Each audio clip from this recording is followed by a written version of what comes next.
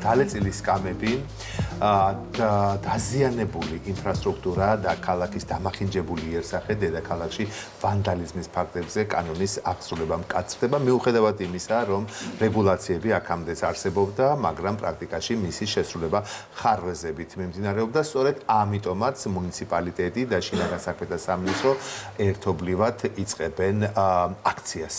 აი კადრებს ხედავ და ეს აი მართლა აღმაშფოთებელი კადრებია, რომ ჩვენი ხალხის ქონებას, ჩვენი ქვეყნის ქონებას და აი ამ ქონების შექმნას, მოპოვებას, ჩვენი დედაქალაქის გალამაზებას, ჩვენი ქვეყნის იერსახის გამშვენიერებას რამდენი თაობის ნატურა სჭირდებოდა, ხო გახსოვთ? საბჭოთა პერიოდში ჩვენ ამის საშუალება არ ქონდა. ძლივს მოვიპოვეთ დამოუკიდებლობა. ძლივს ქმნით ამ ჩვენს გამოვტაცეთ ქვეყანა. გამოვტაც და ქმნით ამ ჩვენს ეროვნულ დოვლათს და ვიღაცა უსინდისო ყველაზე მსუბუქად ანადგურებს ყველაფერს ამას. როგორ იმუშავებს ახალი მექანიზმი და რას ნიშნავს ეს მოქალაქეებისათვის. ამ და სხვა მნიშვნელოვან კითხვებზე პასუხს ჩვენი სტუმრებისაგან მივიღებთ. შაბათ-კვირის დილის გადაცემის სტუმრები არიან შინაგან საქმეთა სამინისტროს იურიდიული დეპარტამენტის უფროსი ქალბატონი ლანა ცანავა და თბილსერვისის ჯგუფის დირექტორი ბატონი გიორგი პაპავა. სანამ კითხვას დაუსვამ ქალბატონ ლანას, ბატონ გიორგი, მინდა მოგილოცოთ, ასე ღირსეულად გადაიარეთ ეს ყველაზე მძიმე სტიქის შემოტევები და დარწმუნებული ვარ, ასე გააგრძელებთ. ახლა კი მთავარი კითხვა, რაც თქვი, ეს არის, მოდით პირდაპირ ვთქვათ, ეს არის ჩვენი ხალხის დოვლათი. ეს მეკუთვნის მეც, გოდერძისაც, ჩვენს ხალხს ეკუთვნის, ჩვენს დიდებულ ხალხს ეკუთვნის ეს ყველაფერი, რაც არის საზოგადოებრივი კუთვნილება. ვინ მისცა ვიღაცა მცირე ჯგუფს, რომ ყველაფერი ეს დალეწოს, დაანგრიოს, დაგვიმტრიოს და ჩვენს მომავალ თაობებს წაართვეს. აი ახლა ვნახე, 5000-მდე ფაქტია დაფიქსირებული. რამდენი პირის იდენტიფიცირება მოხდა, დაისაჯნენ თუ არა ისინი შესაბამისად ჩვენი ხალხის ქონებას ანადგურებდნენ და როგორ ხედავთ აი ამ პრევენციას უბრალოდ ჩანაწერებით მოხდება ამათი გამომზეურება თუ ასე შემდეგ.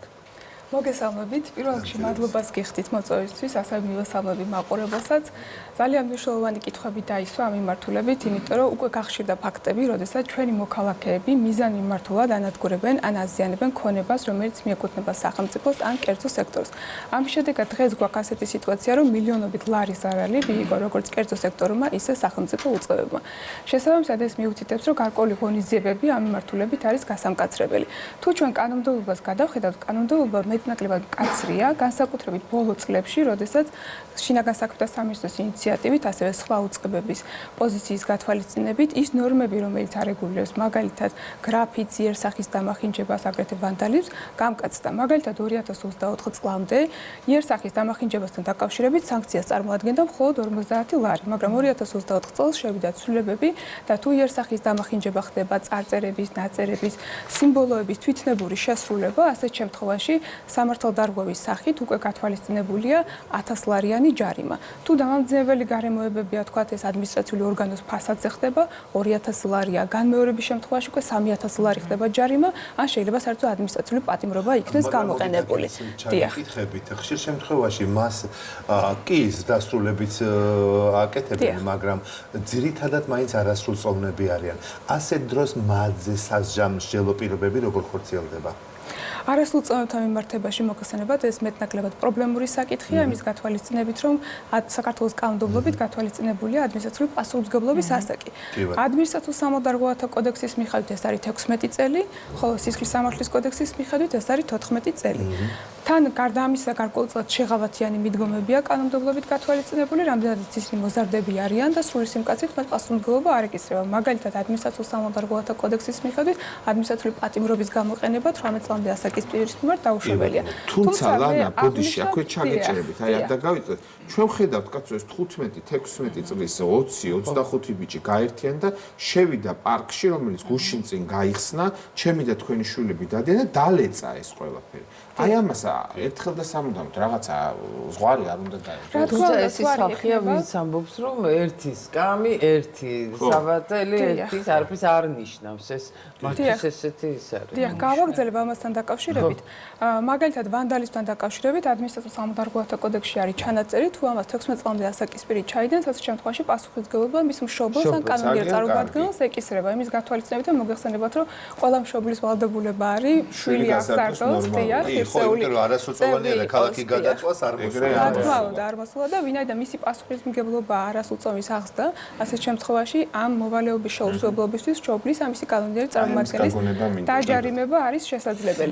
ვანდალიზმზეც მინდა აღვნიშნო ამასთან დაკავშირებით, რომ ეს საერთოდ არ იყო დასჯადი ქმედება ადმინისტრაციულ-სამართლებრივთა კოდექსით და 2023 წელს ეს ცვლილება შევიდა, რომლის მიხედვითაც საერთო სარგებლობის, საგნების, ნივთების, ინვენტარის, ინფრასტრუქტურის დაზიანება თუ ხდება, ასეთ შემთხვევაში აქაც ჯარიმები გვაქვს 1000 ლარი, განმეორება 2000 ლარი ან ადმინისტრაციული პატიმრობა 60 დღემდე ვადით. თუმცა ერთსაც დავაზუსტებ, აქ მნიშვნელოვანი მომენტია, რომელიც მოსახლეობამაც უნდა იცოდეს, ეს ყველაფერი რაც ვილაპარაკეთ, იერსახის დამახინჯება ან ვანდალიზმი ეხება ისეთ შემთხვევას, როდესაც ქონების დაზიანება ან მისი განადგურება არის 150 ლარამდე ღირებულების.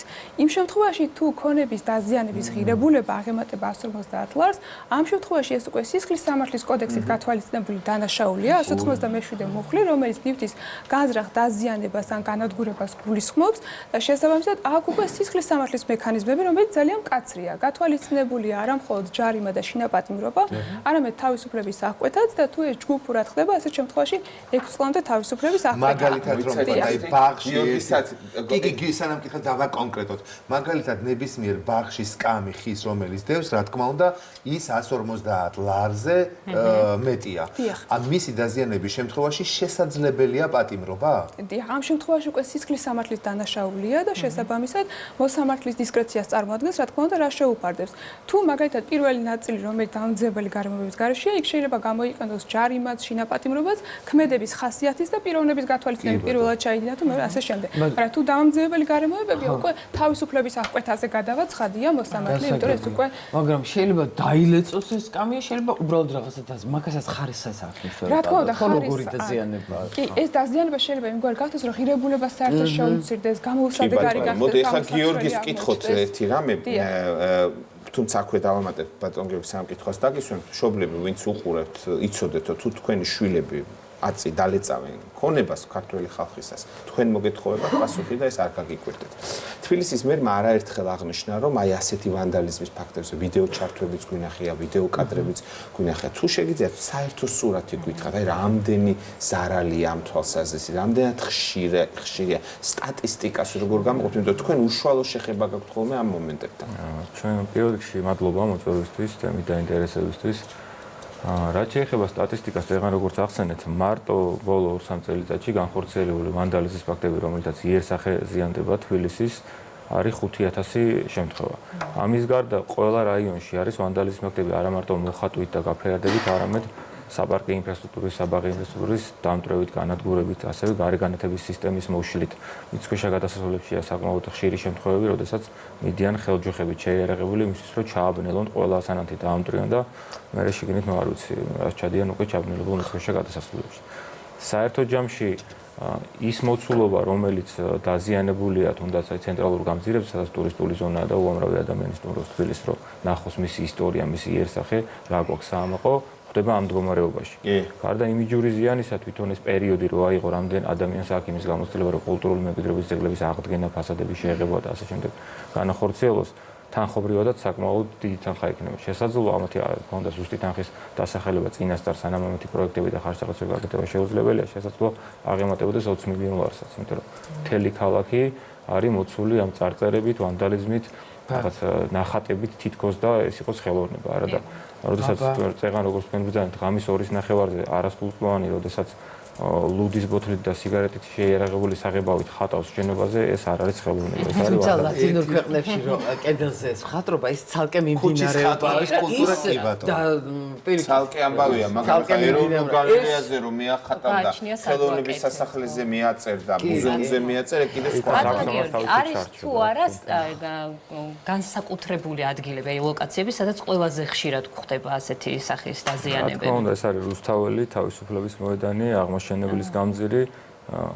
აქ კიდე უკვე ცენტრალურ ცენტრზე ხდება და არა უგეგმებულად ხდება ისეთ ადგილებზე, სადაც არის უკვე სხვებისგან გაფერადებული ადგილი თავისუფალია დარჩენილი, გამოჩნდეს უკვე მათი ნახატი და იქ სადაც არის ავტობუსის გაჩერება, მიწქვეშა გადასასვლელი, ანუ sadაც ერთ კონკრეტულ ლოკაციაზე ბევრი ხალხის მობილიზება ხდება. გაჩერებიდან გამომდინარე ამ გადასასვლელიდან.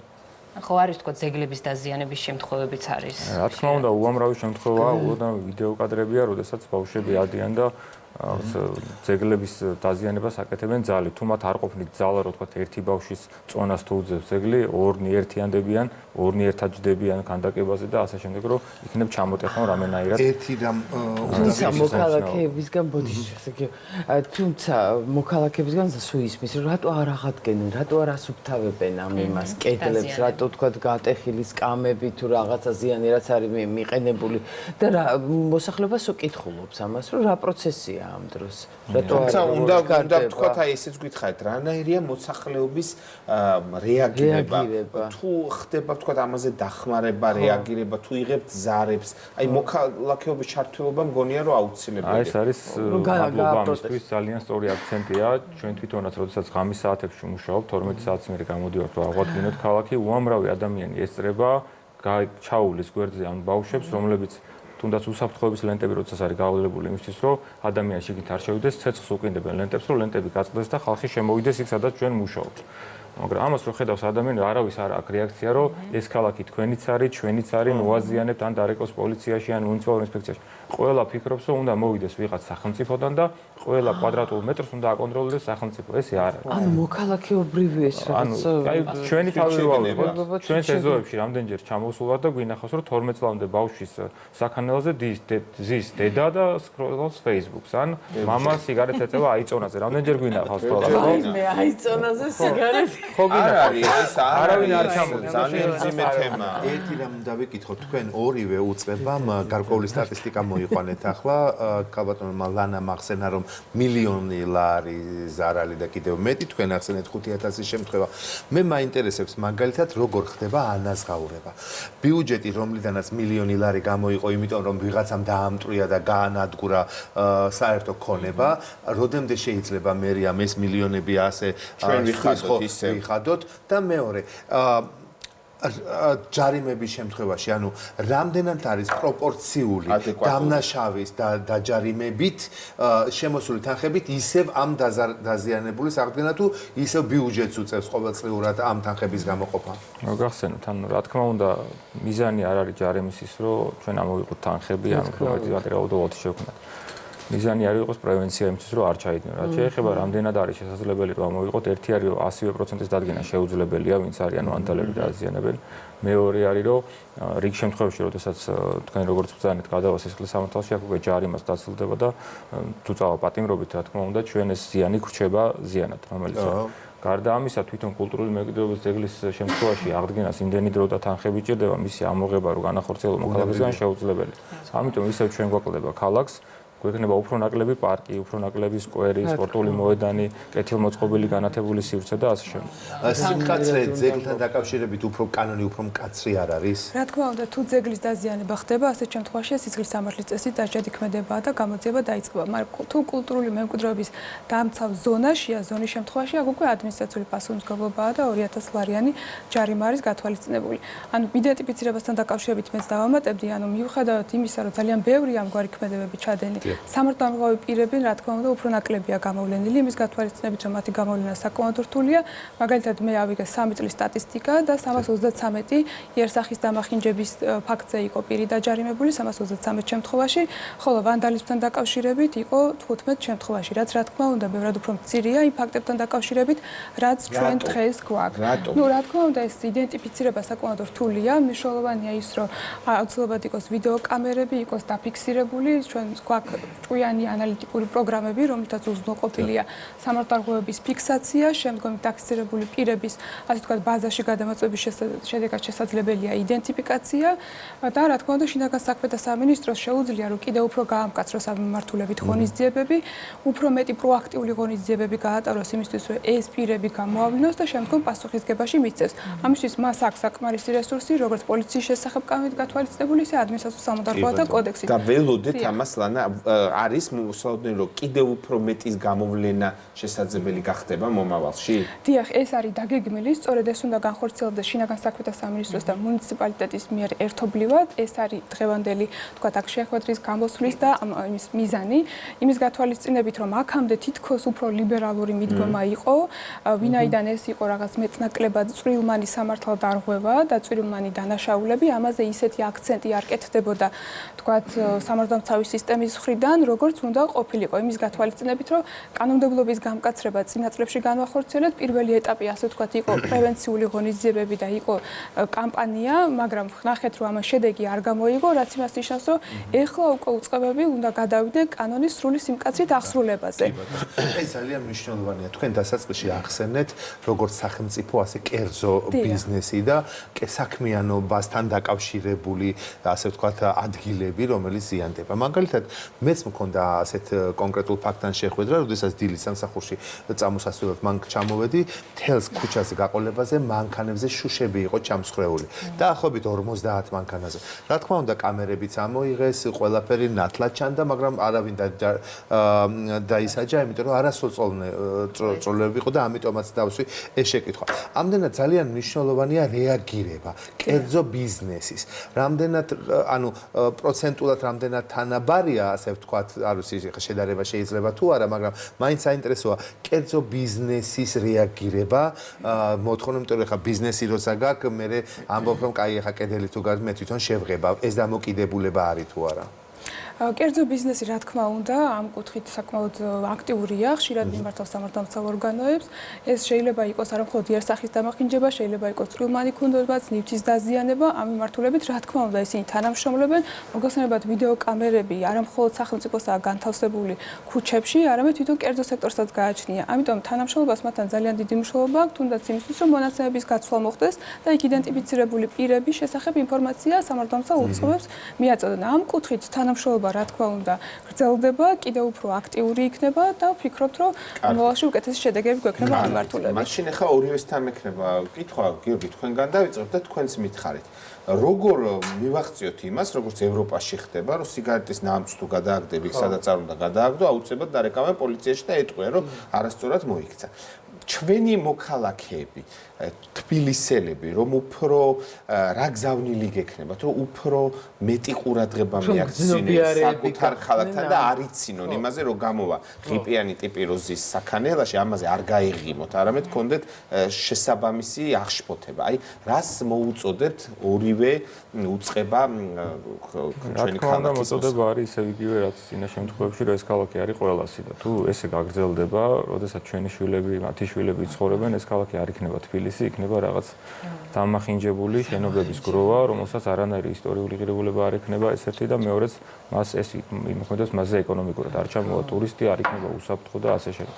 ამიტომ ეს ქალაქი არის ყველასი, როდესაც ხედავთ, რომ ვიღაცა რაღაცას აზიანებს, არ უნდა იყვნენ ერთეულები, რომლებიც ჩამოდიან და აძლევენ შენიშვნას, რომ ეს არის ჩვენი შვილების საქანელა და არა მოზარდების. აი ამ წარწერილზე არ უნდა იჯდეს 20 წლის ბიჭი მაგალითად. რომელიც ახსენეთ თქვენ, რომ კარგად არ იმუშავა, მე ვფიქრობ, რომ მაინც ყოველთვის აქვს აზრი ამ თემაზე საუბრს, რაც უფრო მეც ვისაუბრებთ, რაც უფრო მეტად გავამახვილებთ ყურადღებას, ალბათ ძალიან შედეგიც როდესღაც მაინც დადგება. აი მაგალითად მშობლების პასუხისგებლობაზეც რომ ცოტა მეტი ხო, აი თქვენ კი ახსენეთ, რომ აი თუ არასრულწლოვანია და პასუხისგებლობა, აი რა პასუხისგებლობებია ასე დროს მშობლებზე?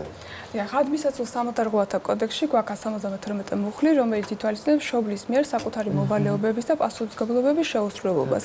ეს გულისხმობს იმას, რომ მისი არასრულწლოვანი შვილი კონკრეტულ კანონდარღვევას როცა ჩადის და მათ შორის ამ ჩამონათვალში არის ვანდალიზმი. შესაბამისად, თუ პირის ვანდალიზმი ჩაიდენს, ისეთი ადამიანი, რომელიც 16 წელს მიღწეველი ან პასუხისგებლობის ასაკამდე არ არის მისული, ასეთ შემთხვევაში მშობელს დავაჯარიმებთ, თუმცა ეს ჯარიმა არის 100-დან 300 ლარამდე. ნუ შესაძლებელია იმაზე ფიქრიც, რომ მშობლის პასუხისგებლობა კიდევ უფრო გავზარდოთ და უფრო ინტენსიური გახდეს იმის გათვალისწინებით, რომ მისი არასრულწლოვნის მიერ მიყენებული ზიანი აშკარად უფრო მეტია, ვიდრე შეიძლება იყოს თქვათ 100-დან 300 ლარამდე ოდენობის ჯარიმა. რაც შეეხება ხა კამპანიას, ეს ძალიან მნიშვნელოვანია. ანუ ჩვენ ვთვლით, რომ ორმაგი მიმართულებით უნდა იმუშაოს სახელმწიფო უწყებებმა, ერთი მხრივ უნდა იყოს საინფორმაციო კამპანია და მოქალაქეებმა სირცხვილი ხა უნდა წხვენოდეს იმ ახალგაზრდას დედაქალაქის იერსახის გაფუჭება. ეს არ უნდა იყოს მოდელური და ეს არ უნდა იყოს ეგრეთ წოდებული ვაჟკაცობა და კარგი ბიჭობა. არამედ ეს უნდა იყოს დიდი სირცხვილი. მაურიანი უნდა იყოს ეს კამპანია. ერთხელ მახსოვს, кайქო ტაქსით მოვდიოდი და გაჩერდა კარგახანი ტაქსი შუქნიშანზე და ის ადამიანი, რომელიც ამას ხეხავდა, აი მე დავიწვი იმის ცოდვით, იმიტომ რომ ისეთი ძნელი ძნელი მოსაშორებელია ესა რომ აი იმხელა ჯაფა ბიჭები იქნებოდა. ხო იმხელა ჯაფა აი რომ ხო, აი, მათ- მოგოწევ მათ- ამის მათ გადმოვედი და შრომაზეც- დავეხმარე რა მათ შრომაზეც ვილაპარაკოთ, იმიტომ რომ შეათ რომ ამ გვინახია ეს უნდა- ჩამოკიდებულები აბა დედაქალაქს რა. წმინდავენ, ასუფთავებენ, აი რა აბა, თქმა რა უნდა უნდა, ჩვენ ნახოს. თანამშრომლები ყოველდღიურად სანამ ჩვენ გამოვალთ სახლიდან სამსახურში ბავშვებს ავიყვანთ მანამდე უკვე მთელი ღამე გათენებული აქვს იმისთვის რომ წაშალონ, თუმცა აბა, მეორე რა. დღეს ბრუნდები აი, და ისევ ამას იგივე ხდება იგივე მაინც. შენობაზე. აქ არის კიდე მეორე ფაქტიც, რომ როდესაც ერთი გააკეთებს რაღაც გრაფიტს, მეორე, მესამე ვანდალი მასზე სხვადასხვა რამეს ხატავს უკვე, ანუ შეუძლებელია გაარჩიოს ზედ რა არის, უბრალოდ რამოდენიმე ფერში აჭრელებული შენობა ხდება. რეალურად ამ შენობის რეაბილიტაციის დროს უამრავი ფერთაკვლევა და ასე შემდეგ ისტორიის გათვალისწინება მოხდა, რომ ამ ფერში შეღებილი იყო როგორიც არის და ევროპიდან იყო ხალხი ჩამოსული, რომელიც კონსულტაციას გვითხოვდა საღებავის ფერი როგორ უნდა მიიღო ისეთი როგორიც იყო ისე აშენების დროს. და მასზე უკვე ხდება რაღაც 12 ფერისგან შემდგარი ამოუცნობი ობიექტის ნახატები. როგორია რომ მარტივ წარწერა გაკეთდა რაღაცა შენობაზე, თურმე ეს ასე არ არის და აქ უამრავი რამეა გასათვალისწინებელი. მოკლედ დიდი მადლობა თქვენ შინაგან საქმეთა სამინისტროს იურიდიული დეპარტამენტის უფროსი ლანა ცანავა და თბილ სერვის ჯგუფის დირექტორი გიორგი პაპავა იყო ჩვენი სტუმრები და